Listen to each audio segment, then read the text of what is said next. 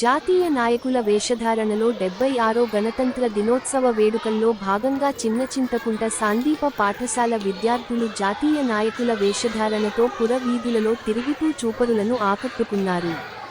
వేషధారణ వేసిన చిన్నారులలో భరతమాతగా మానస తెలుగు తల్లిగా లతిక ఝాన్సీ లక్ష్మీబాయిగా శైలజ మహాత్మా గాంధీగా రిషి తేజ అల్లూరి సీతారామరాజుగా కార్తీక్ డాక్టర్ బి.ఆర్. అంబేద్కర్గా శివానంద సుభాష్ చంద్రబోస్గా తేజ్ బహదూర్గా ఆదిత్య భగత్ సింగ్గా విరాట్ మదర్ తెరిసాగా అఖిల తమ తమ పాత్రలతో గ్రామ పురవీధులలో తిరుగుతూ గ్రామస్తులను ఆకర్షించారు. జాతీయ క్రీడా నాయకుల వేషధారణ వేసిన చిన్నారులకు చిన్న చింతకుంట ఎస్ఐ.ఆర్. శేఖర్ బహుమతులు అందజేశారు.